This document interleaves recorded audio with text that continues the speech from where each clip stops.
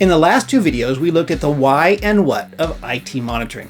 Now let's turn towards the how. How exactly does monitoring work within your IT infrastructure?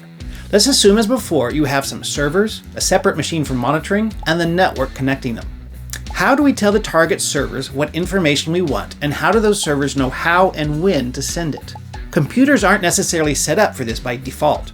So before collecting monitoring data, we have to find out whether we can get the data we want just by asking for it, or whether we have to install our own software called an agent to get that data. In both cases, the server accepts configuration requests and then begins sending the requested types of measurements at the requested intervals to the monitoring computer. Highly specific devices like network routers and IoT endpoints typically come with very basic monitoring software included, which we can configure using its public interface. But they only accept very simple configurations and send predefined types of monitoring data. Only computer servers allow us to install external monitoring agents where we can configure everything ourselves in detail.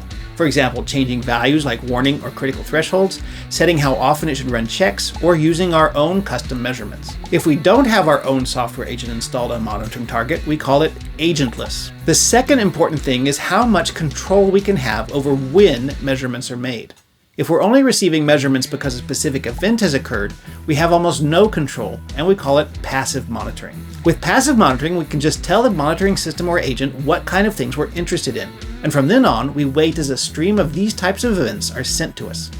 Active monitoring, on the other hand, gives us more control over the type and frequency of data we get back.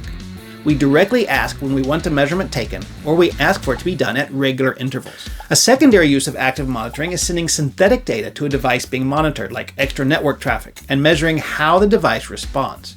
This is especially useful for measuring performance when stress testing networks or server hardware, or even for cybersecurity purposes. When we configure an agentless system, we just have to send the right text string to the right port at the device's network address. Many agent-based systems work similarly, but they require many more details for their configuration, like the names and locations of the checks to run, the thresholds to use, restrictions on what hours of the day monitoring is needed, and many other parameters.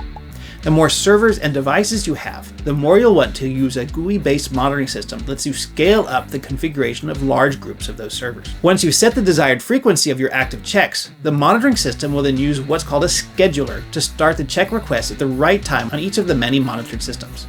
So that's how IT monitoring is organized at a high level. From the monitor, you prepare a set of other devices to be monitored by using their pre-installed APIs, installing your own agent, or injecting external data like network traffic.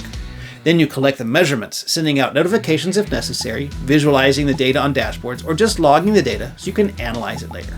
Next time, we'll get in even more detail, looking at exactly how checks are configured, how they're run and compared to thresholds, and how the raw monitoring data is packaged and sent back to the monitoring system.